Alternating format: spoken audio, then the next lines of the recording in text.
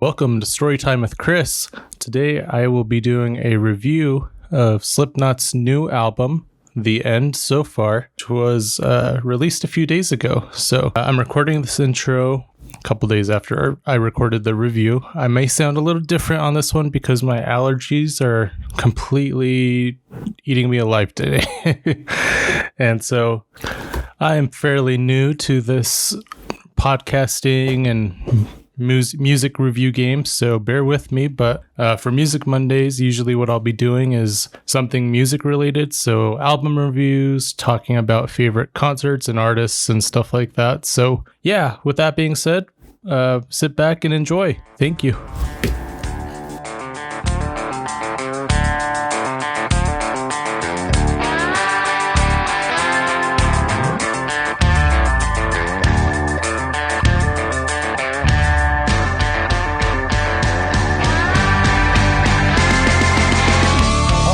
Let's get this review started. Today, I'm going to be giving you my thoughts on Slipknot's newest album that just dropped today. It's called The End So Far. Depending on when you listen to it, it dropped. This is going to come out later, but today it's September 30th. And I've listened to this album a few times today. When I wrote this review, the way I do it usually is I'll listen to the songs one time through. I'll listen to the album one time through, kind of get my first impression out of the way, and then from there I go song by song and write each review. Let's get going on this thing. This is Slipknot's newest album. So yeah, let's get started with song number 1, Adderall. My first thought was, whoa, Slipknot blew me away again. This wasn't at all what I was expecting from a Slipknot song. The intro was really trippy to me. The first time I listened to the song, I had earbuds in, and the ambiance felt like I was in a windy tunnel or something like that. I know I'm not doing it justice, but it was really cool. Slipknot is intentional with everything that they do, so hearing the build-up felt like the beginning of a movie. I can imagine a scene where the setting, the characters, the time period and everything is set up for the rest of the experience. The music itself was haunting and also groovy at the same time. I can't tell if I'm describing it well so far, but I'm sure some of you will understand. To me, this is a perfect intro to this album, and the next 3 songs are the singles that they released from this album. So it won't be my first time hearing those songs, but I will try to remember my first impressions of them. This first song gets an 8 out of 10. On to the next. The Dying Song, Time to Sing. Now this song has a classic Slipknot sound. It's classic and it's also inventive. The first time I heard this song, the opening vocals threw me off a little bit. When I heard it, I was like, man, this is weird. And then, that was quickly replaced by the familiar sound of Slipknot. The song does a great job of showcasing the whole band. Corey's vocals are on point, throughout the whole song.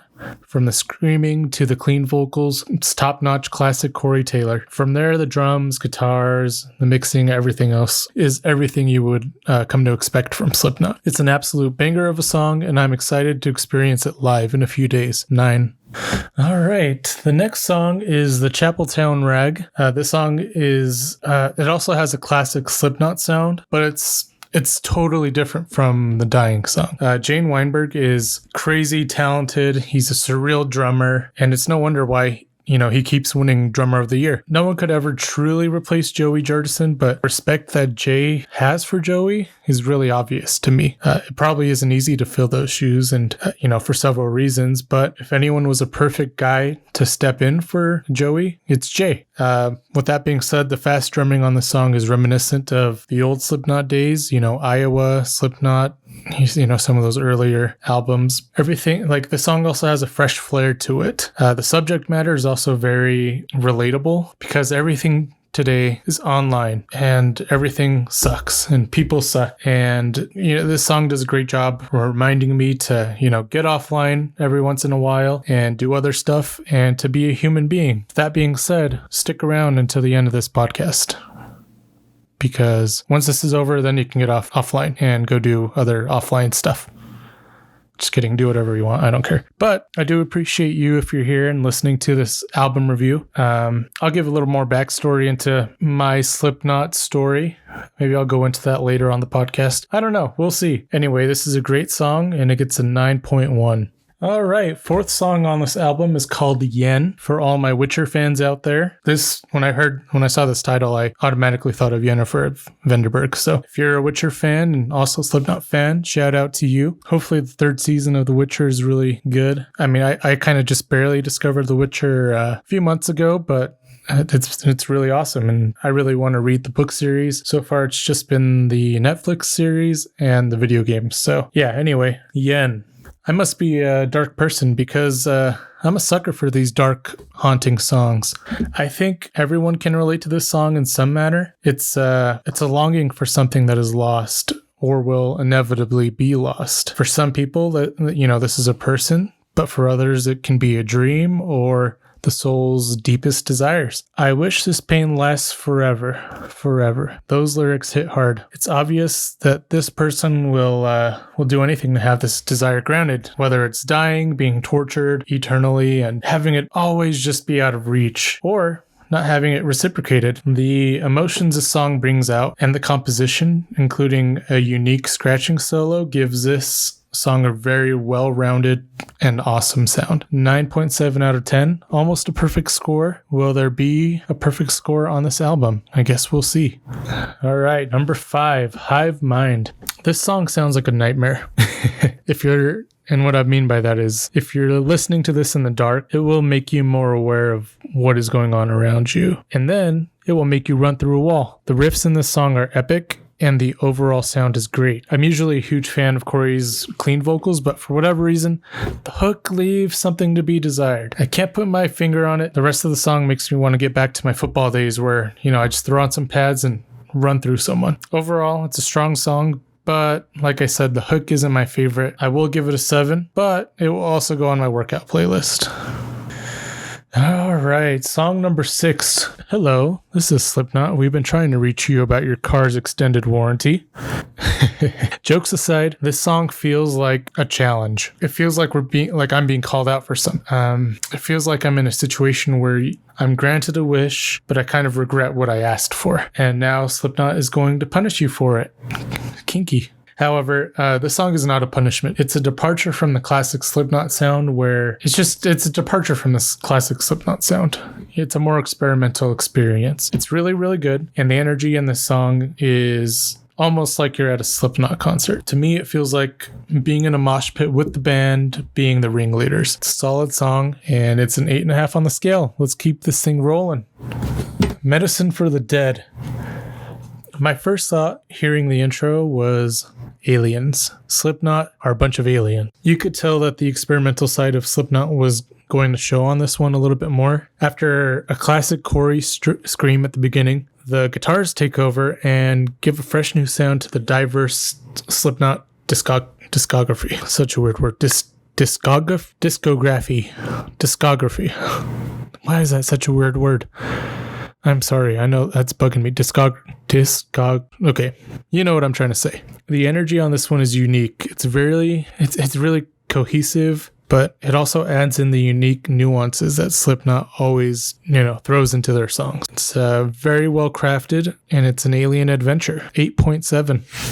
Song number 8 is Acidic, the Slipknot Blues. Now that would be a unique album and direction for Slipknot to go. I would think you're crazy if you told me that Slipknot made a blues song, but that's exactly what they did. Okay, maybe it's not entirely a blues song, but it marries very nicely with, the classic Slipknot sound that we all love.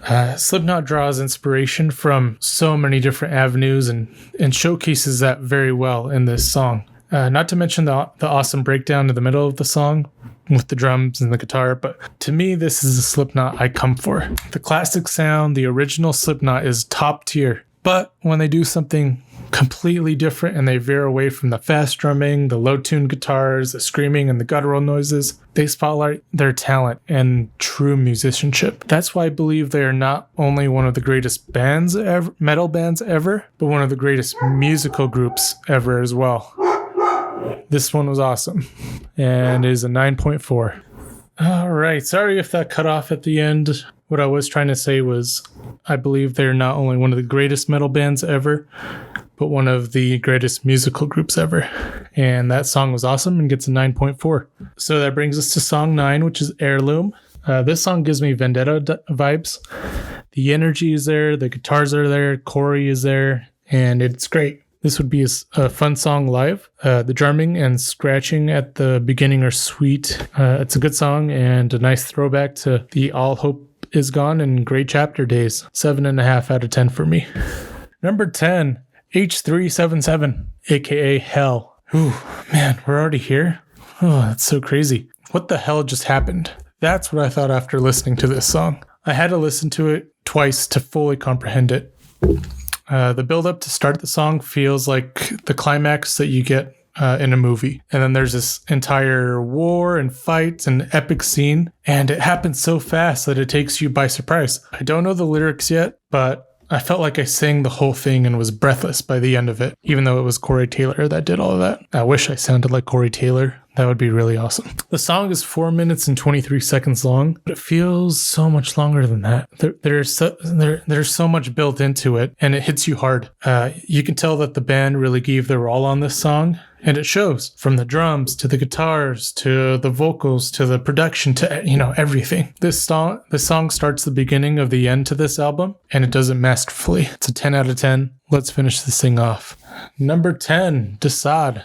This song feels like a continuation of Hell. To me, it's a showcase of all of the things that Slipknot does. From a quick Google search, I learned that Decide was a movie about this pseudo-sexual person who chased erotic fantasies and went from women to women in his efforts. And to me, it feels like this song is about Slipknot itself. They constantly go from, album to album with expectations and criticism, and they constantly chase this new sound, this new music. They're their own Decide. They're pursuing something within themselves. They seek perfection, but there really is no perfection. And they keep trying and trying, and, no matter what, it isn't perfect. The band gives its all, and at the end of the song, it sounds like they're tired, especially if you listen to Corey. He sounds drained and just done. But like I said before, Slipknot is very intentional. This was a story, and it was told expertly by them. Everything about this song leads to the finale. This song does a great job of telling its own story while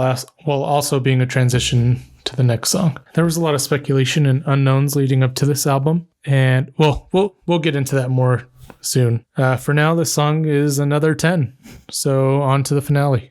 I don't really know what to say about finale. It's beautiful. It's sad. It's perfect. I have so many thoughts and emotions while listening to this song. I can go so many different ways, so I'm just gonna start and see where it ends. The song makes me emotional. Part of it could be because of the speculation and unknowns leading up to this album, like I mentioned before. There are rumors that this is Slipknot's final album, and they could be going in different directions. Now, I haven't listened to Slipknot for a super long time, like some people have, but I've still fallen in love with their music, and I've done a lot of research on their history and background. They are masters of their craft, and for them to come from a place like Iowa and become who they have, it's inspiring. Their music is some of the best music ever made, in my opinion. People relate to it. People feel it. And for that to come to an end, well, it's sad. It's beautiful and heartbreaking. Now, of course, these are just rumors, but, humans will always have the what ifs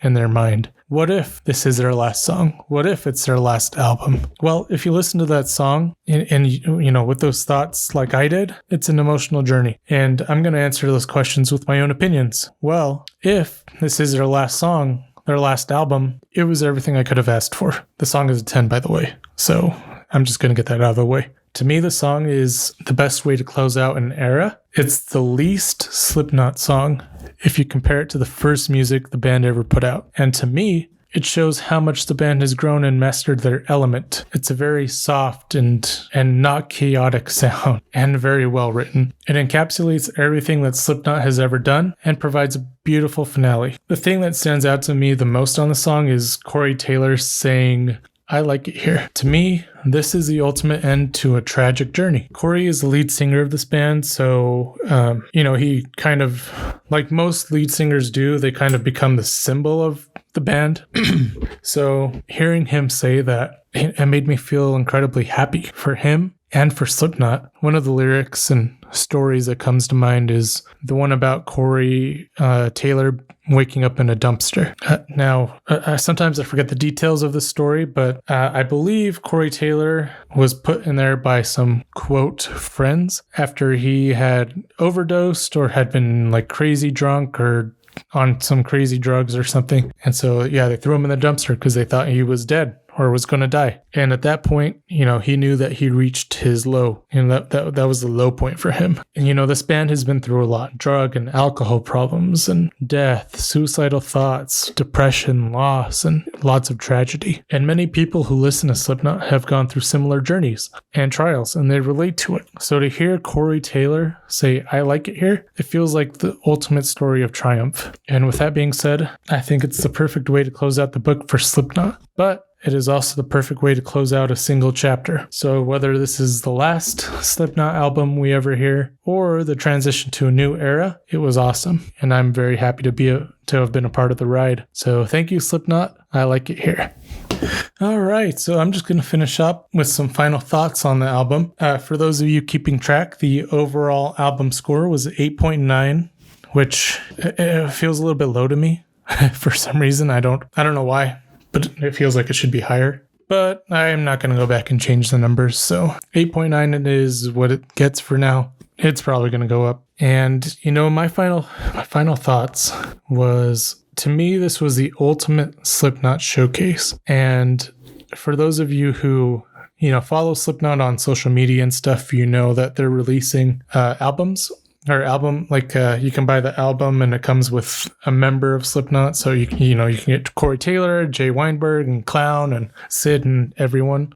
There's 9 different albums. 10, technically. 9? Oh, I should know this. Sorry.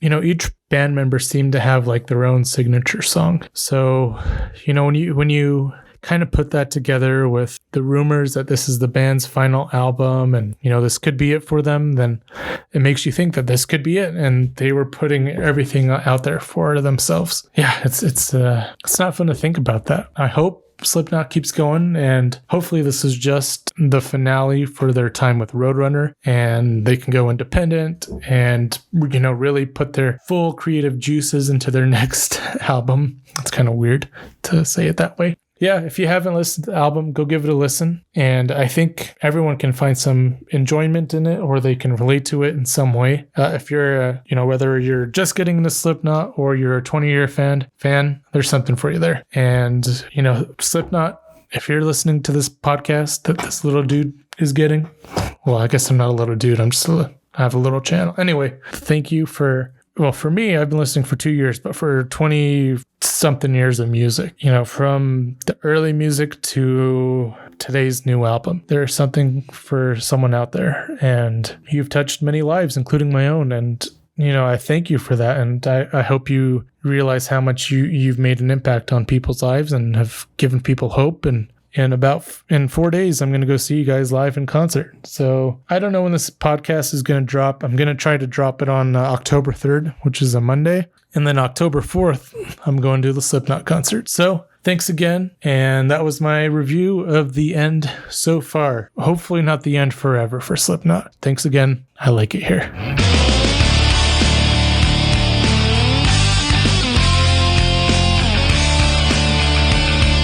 Thanks again for listening to today's Music Monday and my review of Slipknot's The End So Far. This is my second album review, and if you haven't listened to my first one, it is Hotel California by Hollywood Undead. Right now I'm doing music from my favorite artists that is new and fresh and basically my reaction to it. So if you ever want me to listen to any certain music and any genre, I'll be happy to listen to albums or songs in general and maybe put them on a Music Monday. So, feel free to leave your suggestions down below. I'm mostly into like rock, metal, new metal, all the genres of metal for the most part. And, hip hop, rap, not really pop or country, but I'll listen to anything and I'll do reviews on anything, honestly. So I think up next, in the next few months, I'll be doing a review on Nothing More's new album, which I believe is called Spirits. And I am super stoked for that one because it's been a while since Nothing More released an album. So I'm excited for that. And with that being said, thanks again for taking the time to listen to this podcast. And, feel free to subscribe or tell your friends about it and let me know what you think. And let me know what I can improve on because like I said in the intro, I'm really new to this podcasting thing. So thank you. This was Storytime with Chris.